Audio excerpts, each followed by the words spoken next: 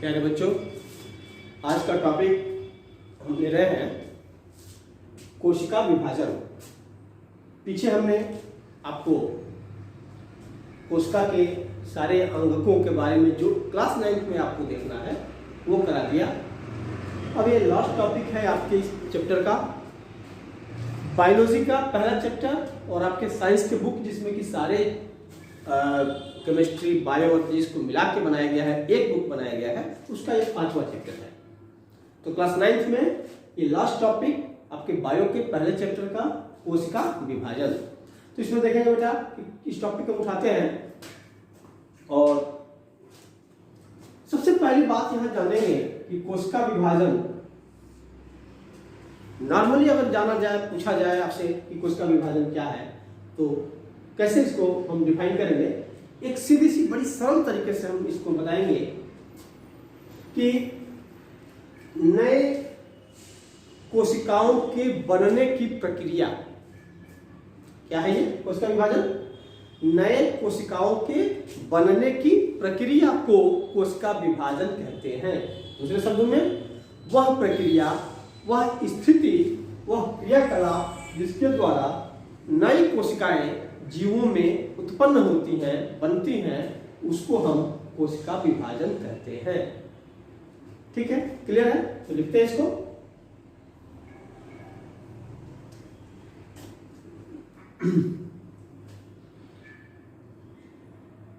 लिख लेते हैं। जीवों में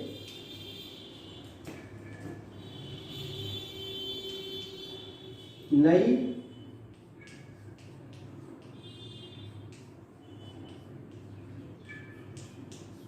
कोशिकाओं के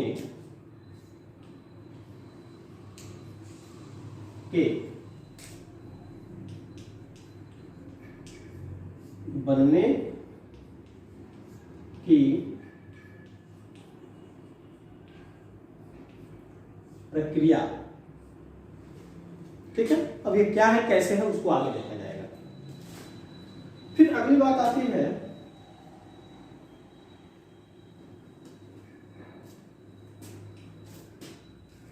जीवों में वृद्धि की प्रक्रिया। ठीक है, देखते हैं।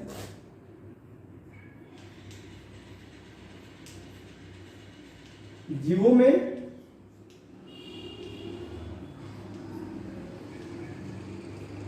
वृद्धि की प्रक्रिया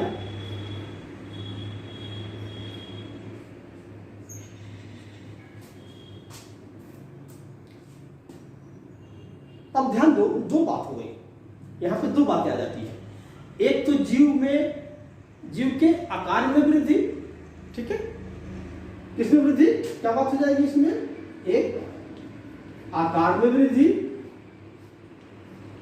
यानी कि अगर एक सेल है तो इस सेल से 2 सेल हुआ, फिर इससे जो है क्या हुआ, 4 सेल हुआ, फिर इससे जो है 2 सेल, फिर इससे 2 सेल, फिर इससे 2 सेल, फिर इससे 2 सेल, और ये क्या हो गया, ये देखा आपने, आकार में वृद्धि हो गया, था इतना बड़ा और हो गया इतना बड़ा। तो क्या हो गया, जीवों के आकार में वृद्धि किससे होती है, कोशिका के विभाजन से होती है। ठीक है, शारीरिक आकार हो गया इसका। ठीक है, संरचना। और दूसरी बात क्या देंगे हम, संख्या में वृद्धि,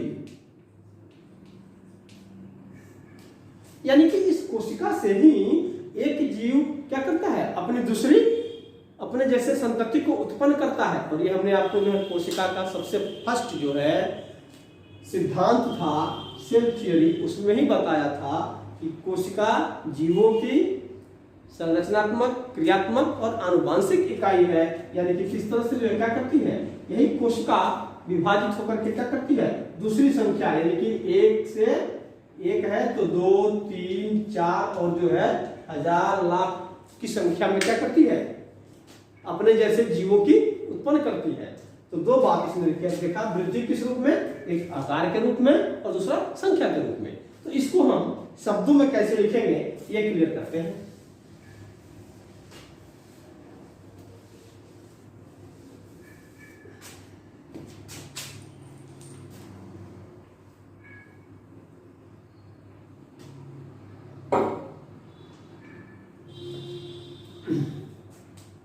लिखेंगे यह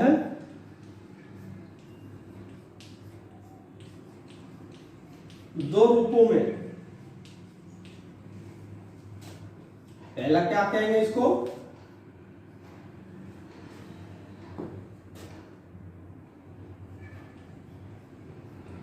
समसूत्री विभाजन। ठीक है ना, कोशिका विभाजन का प्रकार है ये। पहला प्रकार क्या हुआ, समसूत्री विभाजन, और दूसरा प्रकार हो गया अर्धसूत्री विभाजन।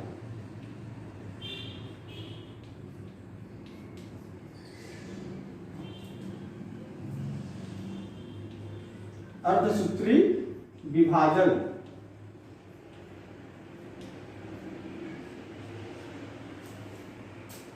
ठीक है, तो अब हम इसको जो है इस रूप में देखें कैसे होता है, जरा समझ लें, फिर जो इसके बाद हम इसका डिटेल्स लिख लेंगे, वो भी हमें जरूरी है। तो देखो इसमें क्या होता है, समसूत्री विभाजन में क्या होता है कि एक जो मातृ कोशिका होती है, ठीक है ना, ये मातृ कोशिका विभाजित होकर के दो कोशिका बना देती है। विभाजित होकर के क्या करती है, दो कोशिका बनाती है। लेकिन इसके अंदर जो इसका गुणसूत्र होता है, समसूत्री विभाजन, जो इसका गुणसूत्र होता है, वो गुणसूत्र क्या होता है, पूरा का पूरा इसके में आता है। ठीक है ना, यानी कि जितने गुणसूत्र इसके होते हैं उतने गुणसूत्र क्या होते हैं, इसकी संतति कोशिकाओं में भी होते हैं। तो इसको हम फिगर के द्वारा बनाएं तो आप जो है ऐसे बना लेंगे।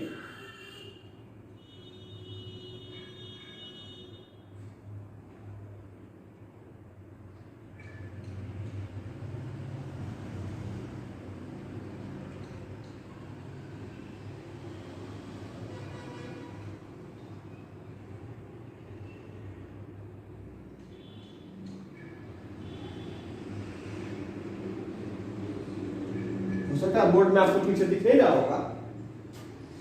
देखा आपने कि अगर इसमें चार गुणसूत्र हैं तो ये गुणसूत्र क्या हुए, पूरे के पूरे इनके में भी है, इसके संतति कोशिका में भी है, यानी कि समान जो है क्या हो रहा है, रूप से विभाजन हो रहा है।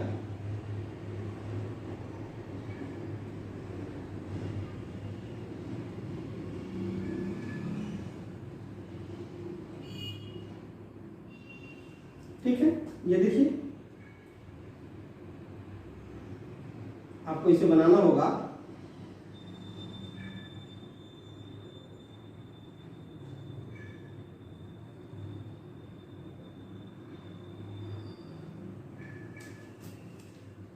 क्या समझाने की कोशिश कर रहा हूं कि एक ये मातृ कोशिका है, ये क्या है, ध्यान देंगे यहां पे, ये मातृ कोशिका और ये संतति कोशिका, यानी कि उसका या पुत्री कोशिका को कहेंगे। ठीक है ना, तो देखा आपने कि ये सिंगल था और ये क्या हो गया, ये 1 और 1 क्या हो गए, ये 2 हो गए यहाँ पे, यानी 1 से 2 हो गए। ठीक है ना, विभाजित होकर के 2 कोशिका को बनाती है। यहाँ पे क्या होता है, अर्धसूत्री कोशिका में देखते हैं,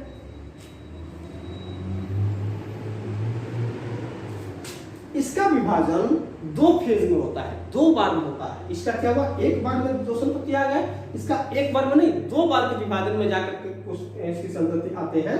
तो देखते हैं इसमें कैसे है ये।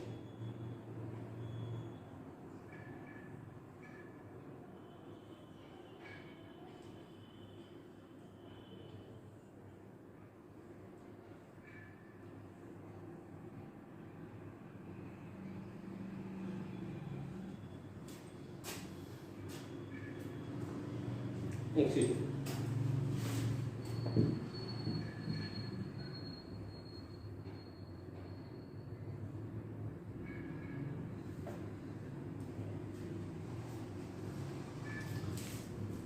देखेंगे अब यहां पे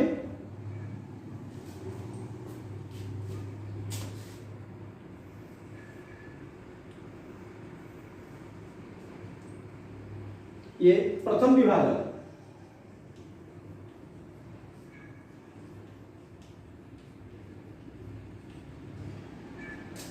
यहां पे क्या हो रहा है,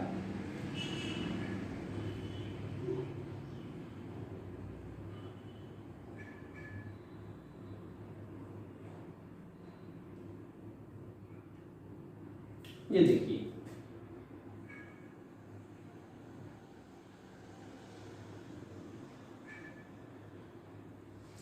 देखा आपने, आधे आधे गुणसूत्र क्या हुए इसके, शुरू में गुणसूत्र आधे इसमें आधे इसमें गए, गुणसूत्र आधे आधे आए, और फिर ये जो है क्या हो रहा है, फिर ये इसका विभाजन होगा और यहां पे फिर इसका विभाजन होगा, इसका विभाजन होगा, और फिर इस तरह से गुणसूत्र इसमें क्या आएंगे,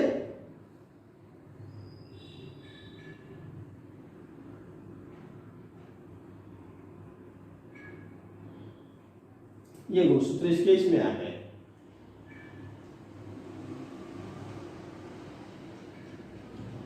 तो इस चित्र से क्या स्पष्ट हो रहा है, और ये क्या हो गया, द्वितीय विभाजन।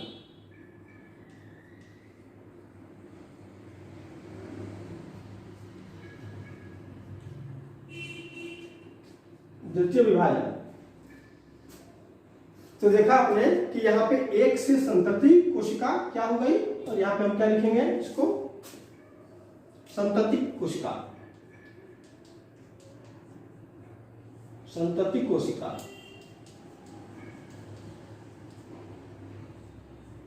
तो क्या देखा आपने कि यहां पे समसूत्री विभाजन में मुख्य बात जो था, समसूत्री विभाजन में मातृ कोशिका विभाजित होकर के दो संतति कोशिका के रूप में विभाजित होती है, यानी दो संतति कोशिका बनाती है मातृ कोशिका विभाजित होकर के।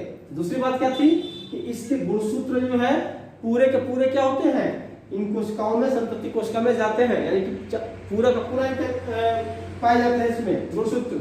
और अर्धसूत्री विभाजन में क्या हो रहा है, ये कोशिका दो बार विभाजित हो रही है। पहले विभाजन में आप देख रहे हैं कि आधे आधे इसके गुणसूत्र जाते हैं और दो कोशिका बनती है, और दूसरे विभाजन में पुनः ये दोनों कोशिकाएं विभाजित होती हैं और चार संतति कोशिका कितनी बनती है, चार कोशिका, और गुणसूत्र कितने जाते हैं, आधे ही आधे जाते हैं इसके में। तो अगर आपसे पूछा जाए कि अर्धसूत्री विभाजन में संतति कोशिकाएं कितनी बनती हैं, यहां देख के बताइए, अर्धसूत्री विभाजन में संतति कोशिका कितनी बनी, चार बनी। समसूत्री विभाजन में संतति कोशिका कितनी बनी, दो बनी। फिर पूछा जाए समसूत्री विभाजन में गुणसूत्र कैसे जाते हैं, तो पूरे के पूरे समान रूप से जो है गुणसूत्र क्या होते हैं, संतति में जाते हैं। अर्धसूत्री विभाजन में क्या होता है, आधे गुणसूत्र जो है उसमें जाते हैं। अब ये क्यों जाते हैं, ये बड़ा इंपॉर्टेंट है, ये आपको जानना है, और इसी के आधार पर जो है ये आगे की क्लासों में बताया जाएगा। फिर भी थोड़ा सा आपको समझने के लिए बता दें कि अगर हम मनुष्य की बात करें तो मनुष्य की सामान्य कोशिकाओं में, यानी कि अन्य जो हमारे शरीर की दैहिक कोशिकाएं जिनको कहते हैं, उसमें हमारे 46 गुणसूत्र होते हैं, ठीक है। तो अगर हम कह रहे हैं कि किसी मेल का गैमेट है, यानी कि उसका जो युग्मक है, तो उसके में कितना जाएगा, कितना गुणसूत्र उसका हुआ, 23। तो आधा गुणसूत्र है ये, तो कैसे जो है कोई जीव बनेगा। तो इसी तरह से अगर ये जो है मेल है तो क्या हो गया, फीमेल, यानी कि इसकी जो है मदर, हमने बताया था ना कि जीव की उत्पत्ति के लिए क्या चाहिए, मेल और फीमेल दोनों चाहिए। विपरीत जनन जो है, जनन में हमने बताया था कि विपरीत लिंग वाले जो है दो जनक चाहिए। तो एक जनक क्या हो गया, मेल, और एक जनक फीमेल। और इसका मनुष्य के लिए इसका भी क्या हो गया, इसमें 23 गुणसूत्र हो गए। और इन 23 को अब जब ये दोनों मिलेंगे किसमें, ये क्या था, यहां देखेंगे ये क्या है, ये युग्मक है, और ये क्या है, युग्मनज है। तो क्या हो गया, 23 और 23 अगर यहां जोड़ेंगे तो क्या हो गया, 46 हो गया, ठीक है ना। तो इसीलिए हम कहते हैं कि बच्चे में क्या होता है, कुछ गुण मां के, कुछ गुण पिता के, ठीक है ना, कुछ पिता के और कुछ गुण जो इसके क्या होते हैं, आते हैं दोनों के, मदर और फादर के, और फिर क्या होते हैं 46 गुणसूत्र पाए जाते हैं। और इस प्रकार इसकी जो है नई संतति बनती है। इसी से क्या होती है, नई संतति बनती है। तो देखा आपने किस तरह से जो है ये यहाँ पर 46 गुणसूत्र आकर के फिर से ये पा लिया, लेकिन अगर जो है इस तरह का विभाजन रहे तो यहाँ पे क्या हो जाएगा, गुणसूत्र की संख्या बढ़ जाएगी, तो फिर वो जो फ्यूजन सफल नहीं होगा और फिर जो है नए बच्चे की उत्पत्ति नहीं होगी। इसीलिए जो है अर्ध जो है सूत्री विभाजन होती है गैमेट के लिए, ठीक है ना। तो फिर अब हम इसको देखेंगे कि समसूत्री विभाजन किस बात के लिए होता है और अर्धसूत्री विभाजन किस बात के लिए होता है। इसके लिए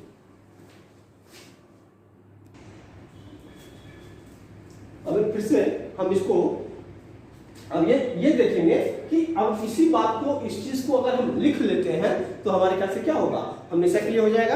आप इसको अपने नोटबुक में देख करके समझोगे कि कैसे इसको फिगर को ड्रा किया मैंने और कैसे जो है ये क्या कह रहा है। तो ये बात जो है हम क्या करते हैं, लिख करके आगे जो इसको बढ़ाते हैं। तो यहां से लिखते हैं,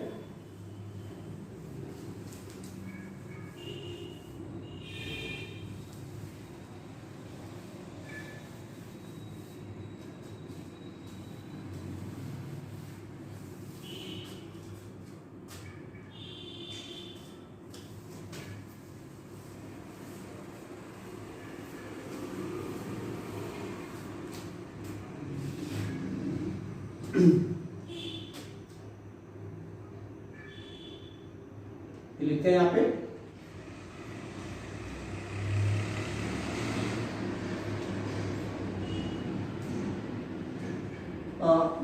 अगर इसको नोट करके सीधा ऐसे लिखते हैं,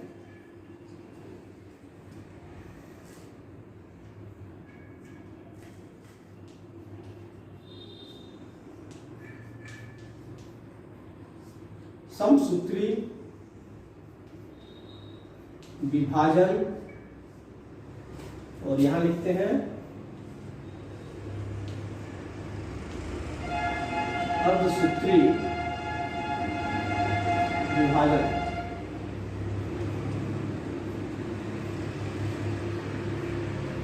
ठीक है,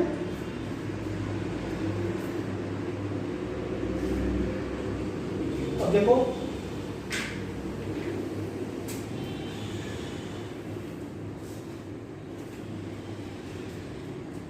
ड्रॉ करते हैं इसमें।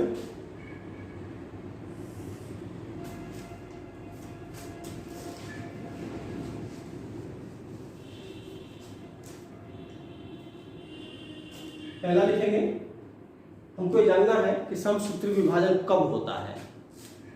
इसे ध्यान से समझो, पूछा जाए समसूत्री विभाजन कब होता है, अर्धसूत्री विभाजन कब होता है, तो क्या आंसर है कि समसूत्री विभाजन नई कोशिकाओं की बनने के लिए, अर्थात कब मृत या क्षतिग्रस्त कोशिकाओं के स्थान पे नई कोशिकाएं जो बनती हैं, जैसे हमारे शरीर में अपने आप शरीर पे देखोगे कभी कट लगता है तो क्या होता है, वो घाव होता है और फिर कुछ दिनों के बाद जब सही हो जाता है तो उस पर नई कोशिकाएं आ जाती हैं। तो जो कोशिकाएं क्षतिग्रस्त हो गई या मृत हो गई, उन कोशिकाओं का स्थान लेने के लिए नई कोशिकाओं का बनती हैं और उस प्रक्रिया, वह प्रक्रिया को क्या कहते हैं, समसूत्री विभाजन कहते हैं। ठीक है ना। अर्धसूत्री विभाजन में क्या होगा, प्रजनन के लिए जनन कोशिकाओं के बनने के हेतु, प्रजनन के लिए जनन कोशिकाओं के बनने के लिए अर्धसूत्री विभाजन होता है और उसको जो है हम युग्मक कहते हैं। ठीक है ना। तो अब यहां पर हम देखेंगे, पहले इसको लिखेंगे,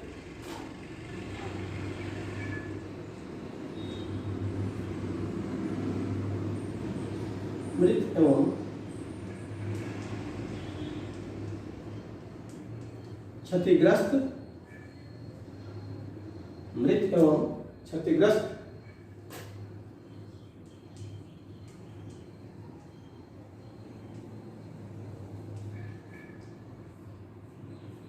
कोशिकाओं के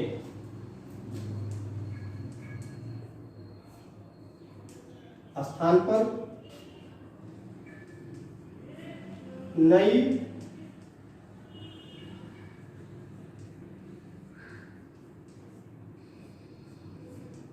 कोशिकाओं के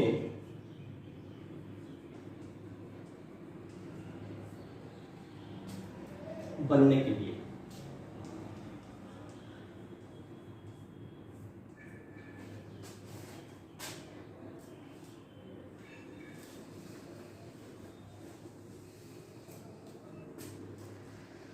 तो इसमें क्या होता है, लिख लीजिए,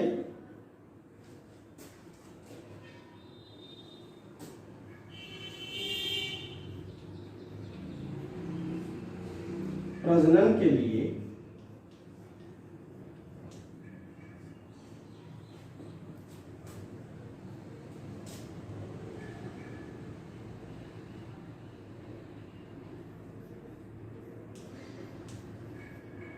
युग्मक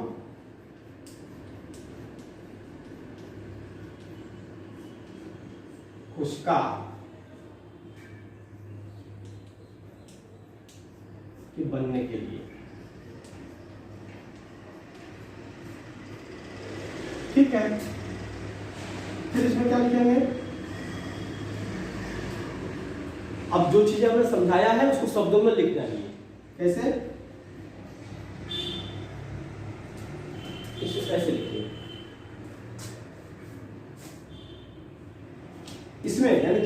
यानी कि समसूत्र विभाजन में आप उसको आगे बढ़ाएंगे इस तरह से। हम भले ही ऐसे लिख दे रहे हैं, इसमें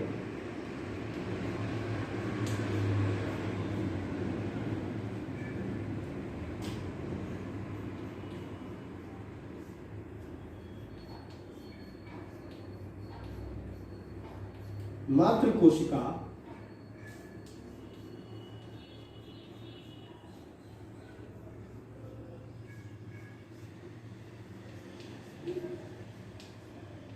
विभाजित होकर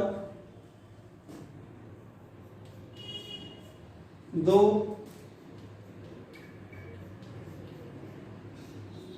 संतति कोशिका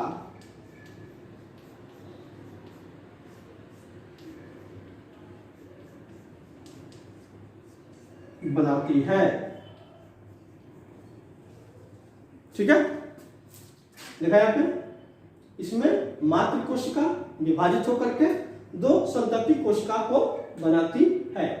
मैंने पहले बता दिया आपको। यहाँ क्या लिखेंगे,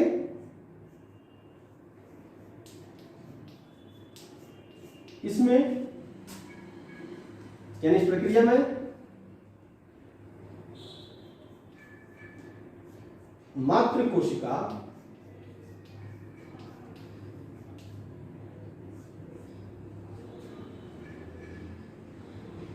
याद है पूरा,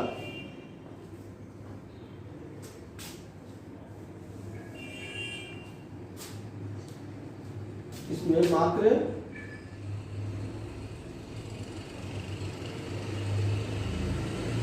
कोशिका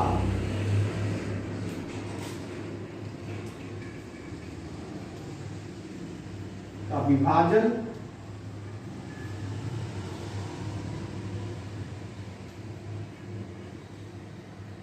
दो बार होता है।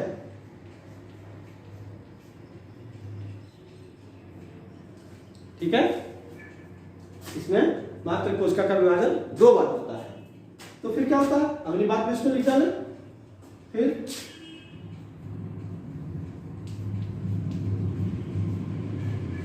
इसमें मात्र कोशिका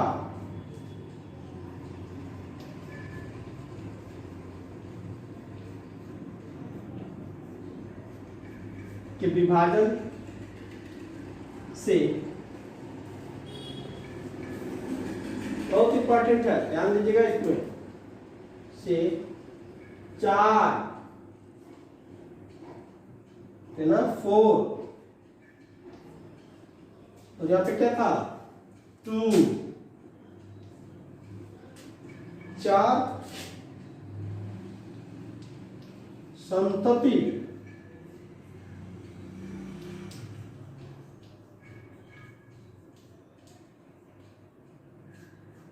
कोशिकाएं बनती हैं। कितना स्पष्ट है, कहीं कोई डाउट नहीं होना चाहिए। समझा भी दिया, लिखवा भी दे रहा हूं। क्लियर हो गया। मृत और क्षतिग्रस्त कोशिकाओं के स्थान पे आती हैं।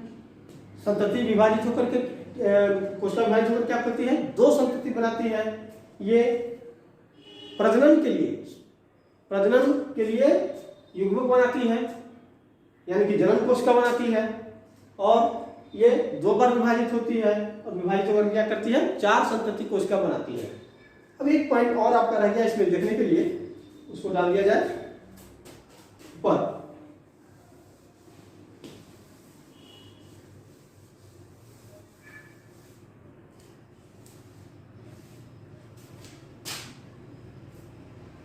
इसमें या इस विभाजन में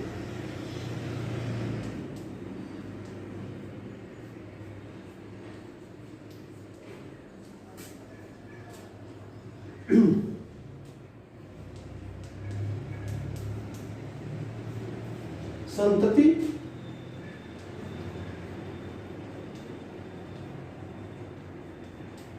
कोशिकाओं में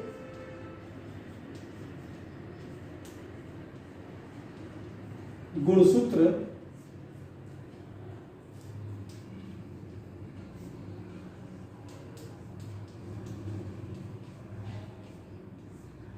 मात्र कोशिका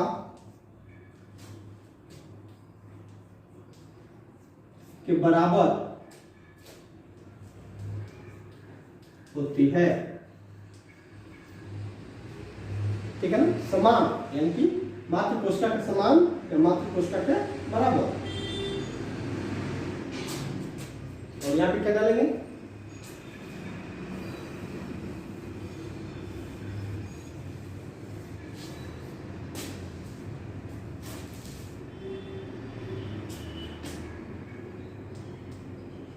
इस विभाजन में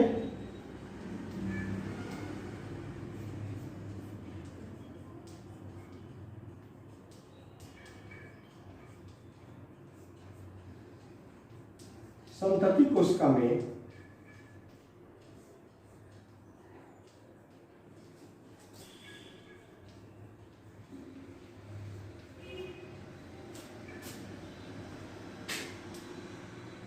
गुणसूत्रों की संख्या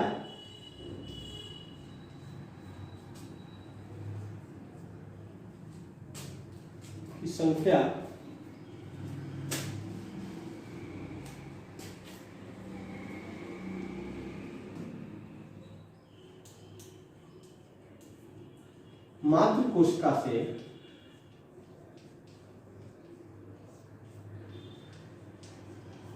आधी होती है।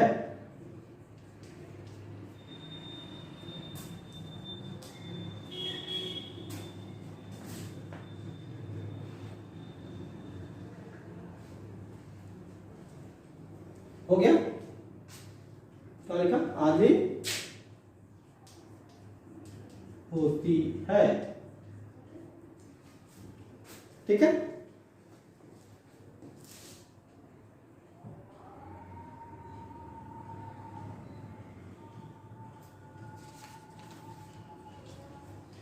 तो देखा आपने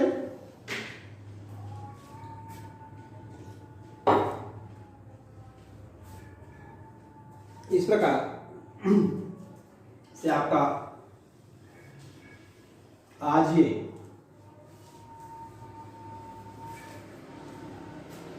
बायो का पहला चैप्टर मैंने बहुत अच्छे से हर टॉपिक को क्लियर करते हुए, समझाते हुए, आपको लिखवाते हुए क्लियर करा दिया है। आप इसका नोट्स बना लें, उसको तैयार कर लें।